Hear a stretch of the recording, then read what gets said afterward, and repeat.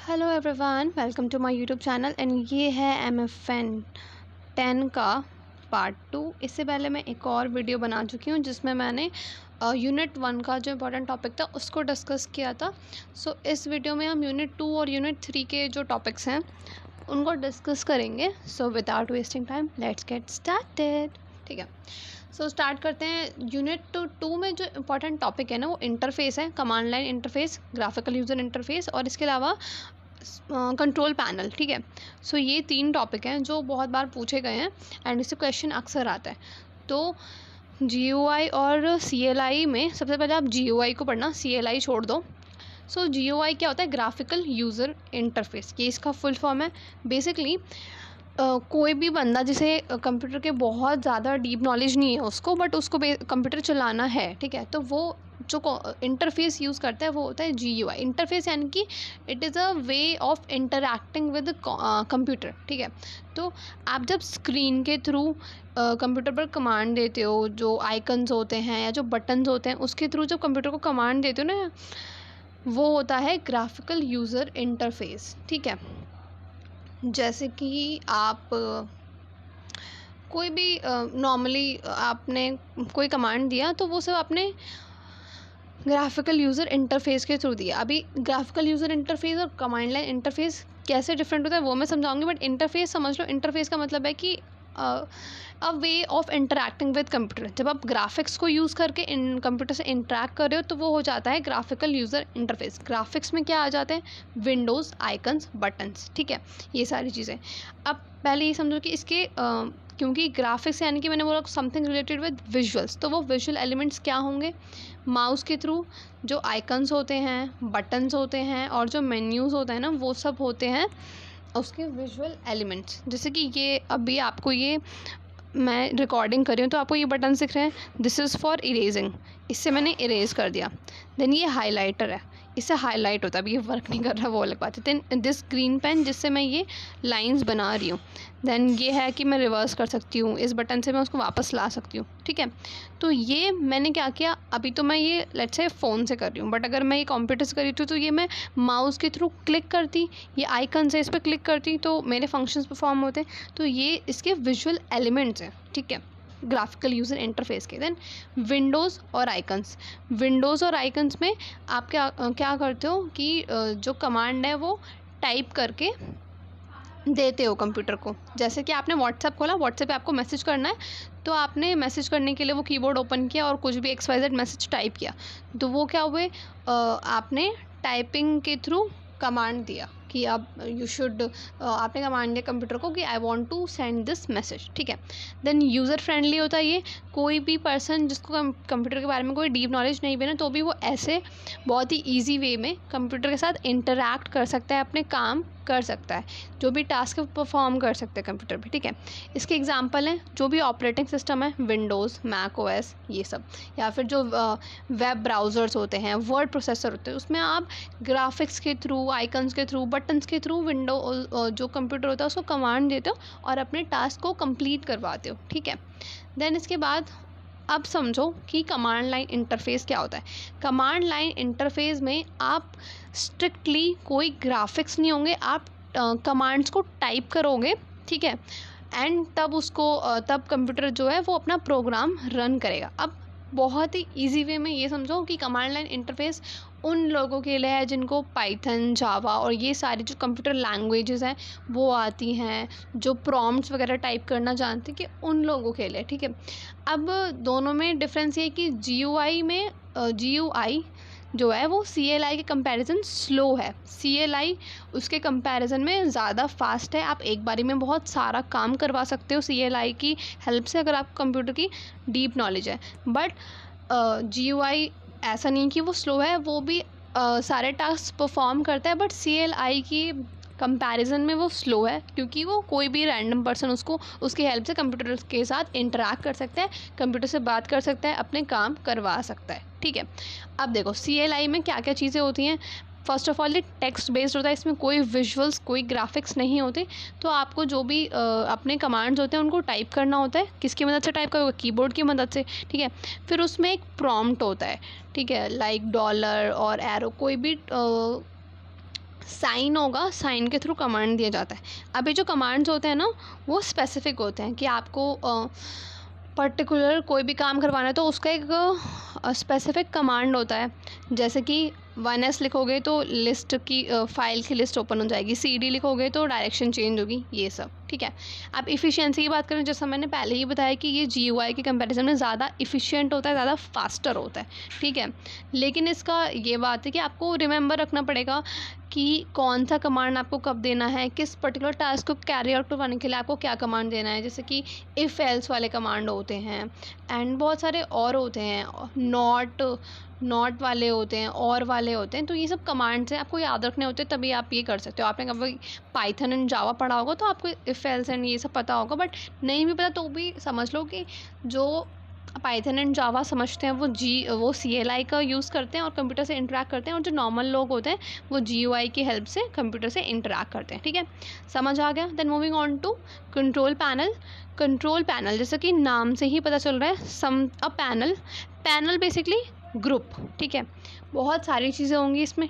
And control group of feature जिससे कि आप अपने GUI को कंट्रोल कर सकते हो, क्योंकि जो कंट्रोल पैनल है वो GUI का ही एक पार्ट है। इसकी मदद से आप अपने कंप्यूटर पे जो भी सेटिंग्स है उसको एडजस्ट कर सकते हो, उसका फॉन्ट चेंज कर सकते हो, उसका व्यू चेंज कर सकते हो, और भी जो भी XYZ जितनी भी सेटिंग्स होती है ना वो सब आप कंट्रोल पैनल के थ्रू चेंज कर सकते हो या उसे कंट्रोल कर सकते हो। तो उसमें क्या क्या चीज़ें होती हैं, सेटिंग्स का मैनेजमेंट आप कर सकते हो, क्योंकि वहाँ पे एक सेंट्रलाइज प्लेस होगी जैसे कि आप अपने हार्डवेयर नेटवर्क और डिस्प्ले इन सब की सेटिंग्स को मैनेज कर सकते हो।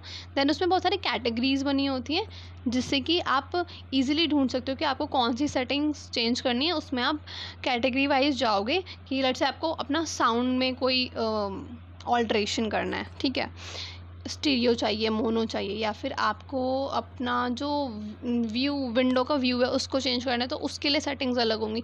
नेटवर्क रिलेटेड कोई क्वेरी है तो उसके लिए अलग कैटेगरी है, ठीक है। तो कैटेगरीज बनी हुई है जिससे कि काम ईजी हो जाता है and it will make it easier to find what you need या what you want to change, ठीक है।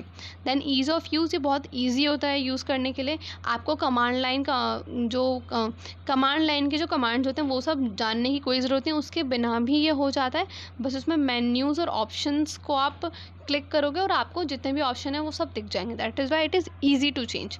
अब इसका एग्जांपल समझो कि जो विंडोज़ होते हैं उसमें जो कंट्रोल पैनल होते हैं उसमें सेटिंग्स का ऐप होता है जिसकी मदद से आप कोई न्यू हार्डवेयर ऐड करना है वो ऐड कर सकते हो। लेट्स से कि आपने जॉयस्टिक अटैच की, अब आप उसको ऐड करना चाहते हो तो आप उसे ऐड कर सकते हो। देन आपको अपनी नेटवर्क की सेटिंग्स चेंज करनी है तो वो कर सकते हो।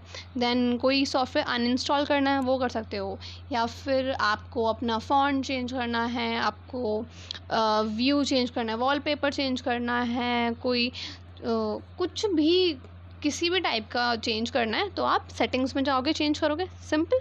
तो आपने कंट्रोल किया एक ऐसा ग्रुप ऑफ फीचर जिससे कि आप अपने GUI को कंट्रोल कर पा रहे हो, कंप्यूटर को जो उसका इंटरफेस है उसको चेंज कर पा रहे हो, जो भी ग्राफिकल फॉर्म है, तो उसको बोलते हैं हम कंट्रोल पैनल, ठीक है। आई होप आपको समझ आ गया होगा। अब मैं इन तीनों का एक ब्रीफ समरी दे देती हूँ।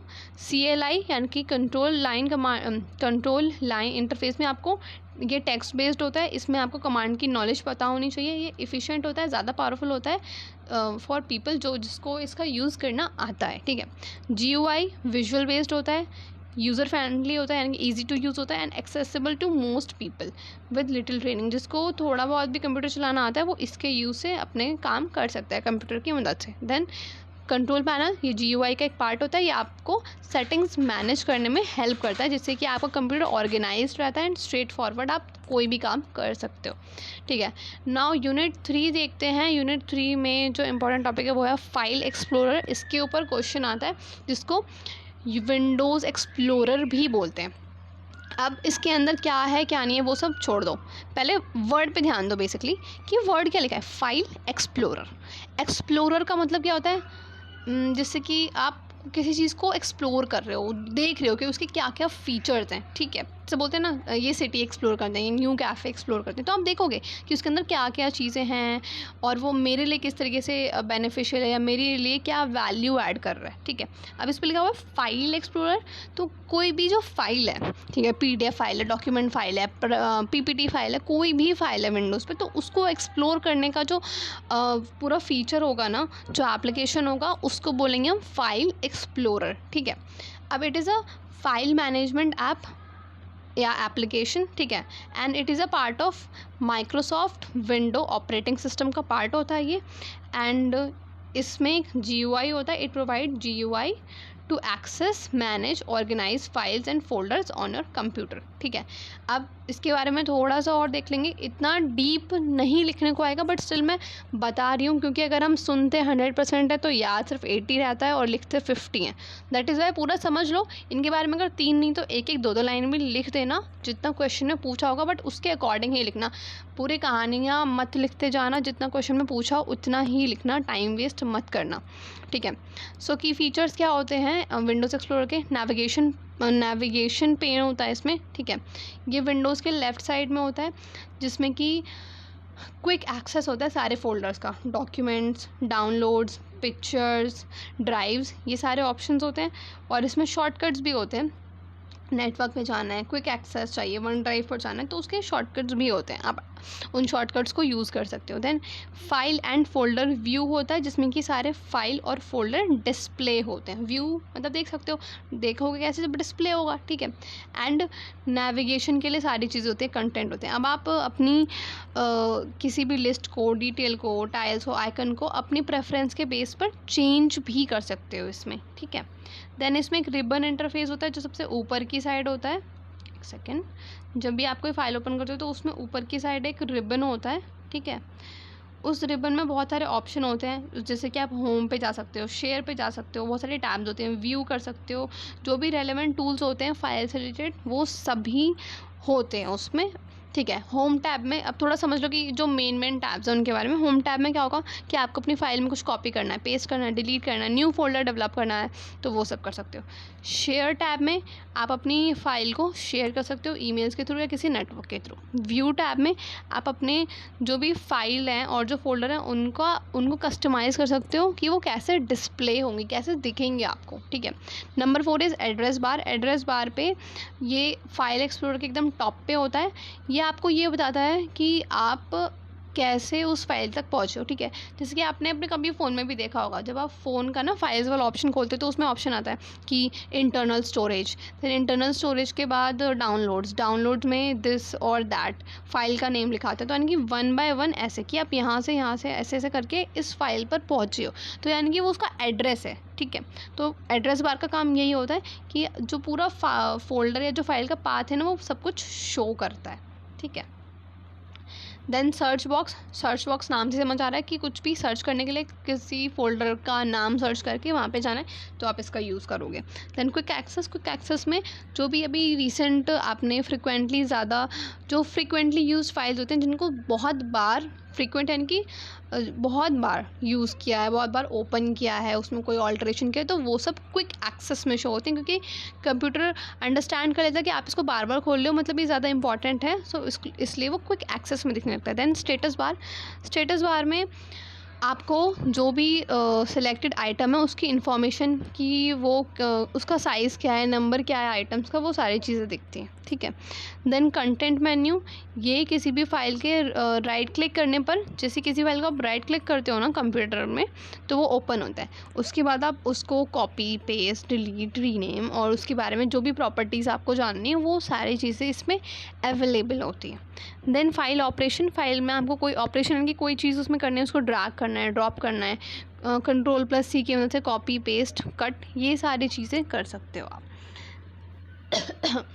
देन फाइल प्रॉपर्टीज़, वही अगेन राइट क्लिक करके आपको प्रॉपर्टीज़ मिल जाएंगी। प्रॉपर्टीज़ में आपकी जो फाइल है उसका साइज़ क्या है, किस दिन क्रिएट हुई थी, उसको मॉडिफाई कब किया, क्या क्या परमिशंस हैं उसके पास, वो सारी चीज़ें शो होंगी। ठीक है, सो आप समझ सकते हो कि फ़ाइल एक्सप्लोरर का कितना ज़्यादा इम्पोर्टेंस है। आपको अपनी फ़ाइल को मैनेज करना है, कस्टमाइज़ करना है, उसको तुरंत आपको उसका एक्सेस चाहिए, उसको ऑर्गेनाइज़ करने में, और ईज़ी टू यूज़, यानी कि आप ईज़िली उसको ढूँढ सकते हो, मैनेज कर सकते हो सारी चीज़ें। तो that's why file explorer is also very important. इसका समरी देख लो। File explorer is an essential tool in Windows operating system that helps you manage and organise your files and folders efficiently. ठीक है। By understanding its feature and functionality, can make most out of this tool to keep your files organized and easily accessible. इसकी मदद से आप अपने file को organise कर सकते हो, आपको ईजिली एक्सेसिबल हो जाएंगी। ठीक है। So that's all for this video. मिलते हैं नेक्स्ट वीडियो में यूनिट 4 देखेंगे। एंड इसमें एक्चुअली टाइप्स ऑफ नेटवर्क्स तो बहुत ज़्यादा ज़रूरी है। Then FTP is also very important. ये सारे इंपॉर्टेंट है, बट इसमें जो ज़्यादा इंपॉर्टेंट है वो बता रही हूँ। सो इसका वीडियो भी मैं अभी बना दूँगी, आप उसको देख लेना। तब तक के लिए bye bye, take care, happy learning.